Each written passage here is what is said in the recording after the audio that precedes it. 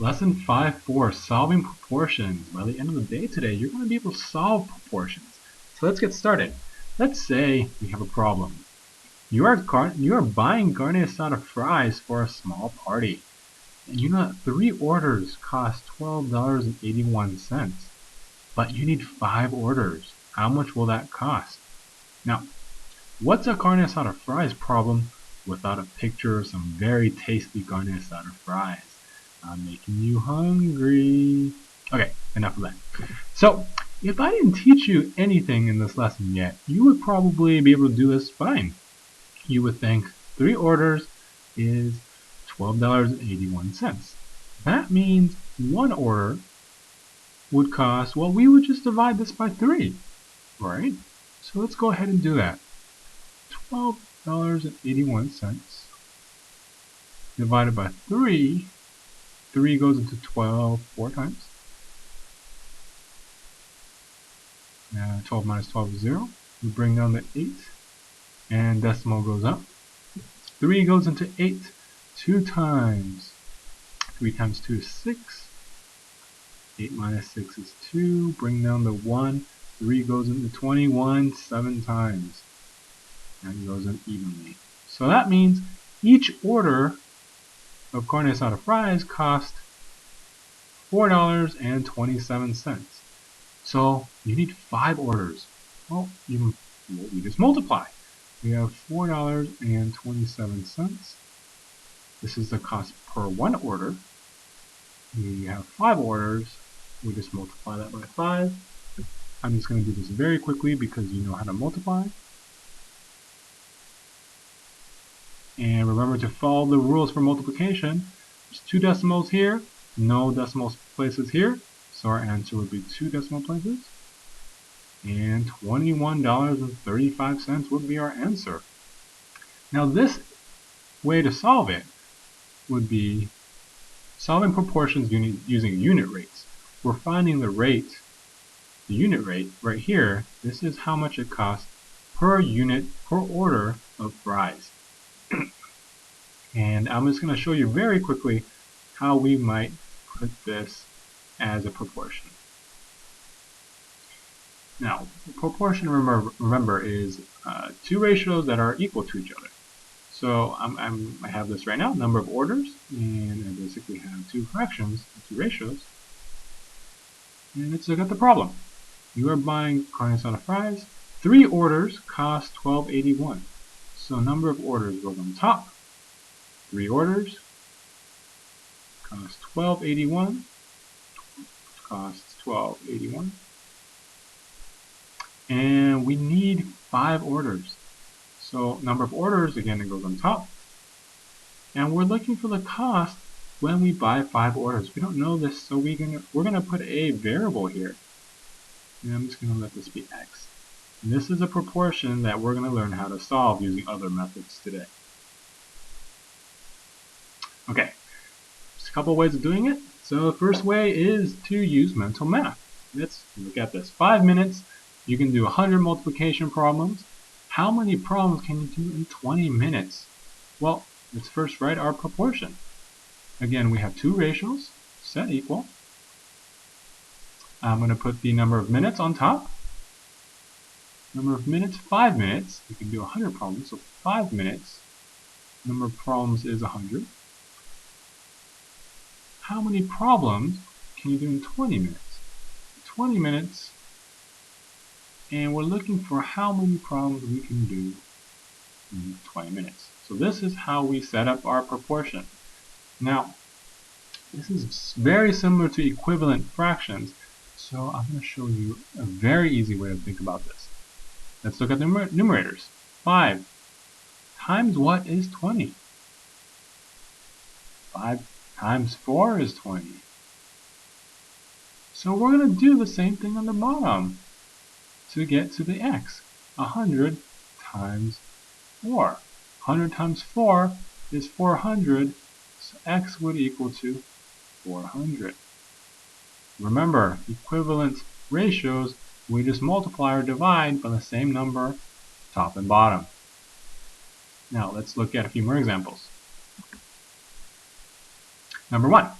we have 2 7s is equal to what over 21? Now we start with the top or the bottom where we know both numbers. So the bottom here we have both. 7 times what is 21?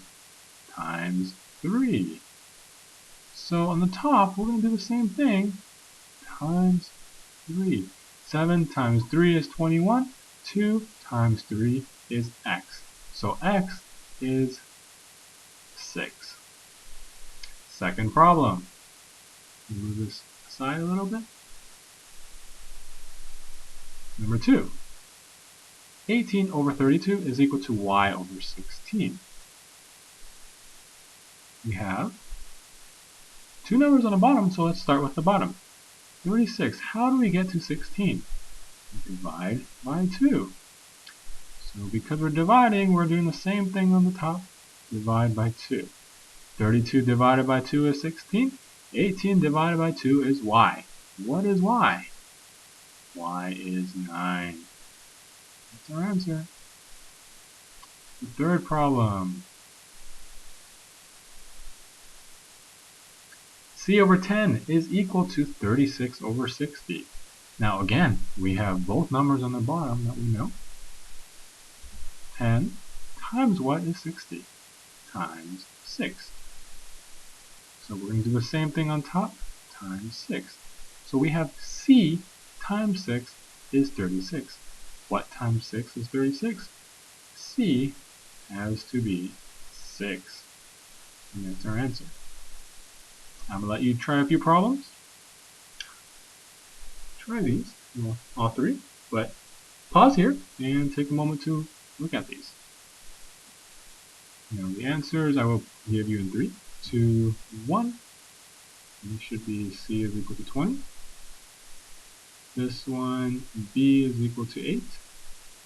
And this one, W is equal to 5. Moving on. Another way of working at proportions. Let's first look at this problem. In 5 minutes, you can do 100 multiplication problems. How many problems can you do in 7 minutes this time? So again, let's write our proportion. We have two ratios that are equal to each other. Minutes we're going to put on top, problems we're going to put on the bottom. Minutes. So 5 minutes, you can do 100 problems. How many problems can you do in 7 minutes? Right here. Well, you might already have noticed we have both numbers on top, but what can we multiply by from it if we look at the 5 to get to the 7?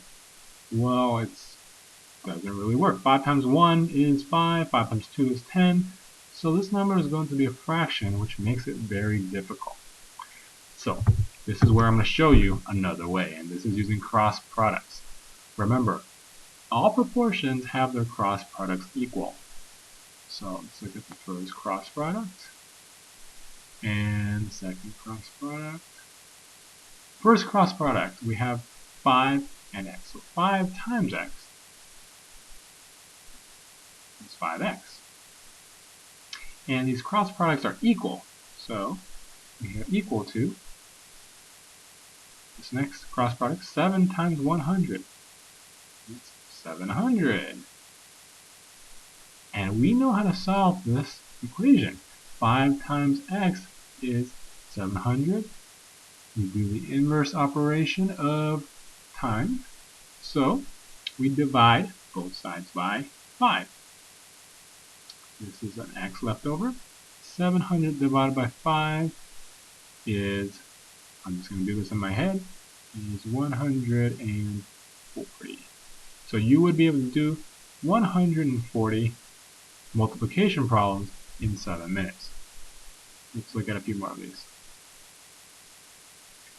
Number 1, 8 over 12 is equal to y over 30. So we look at this, 12 times what is 30? We can't quite figure it out. We use cross products again. So let's look at first cross, second cross. Okay, let's look at the first red cross. 8 times 30 is 240. Purple cross. 12 times y is 12y.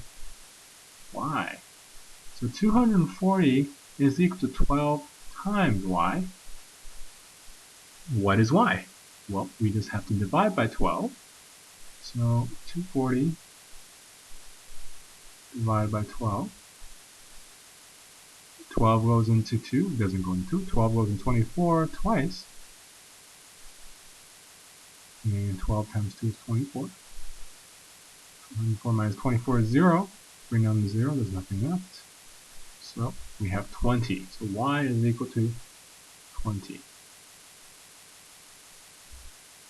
This next problem, we're going to use cross products again because we can't get from the 30 to the 16 by multiplying or dividing.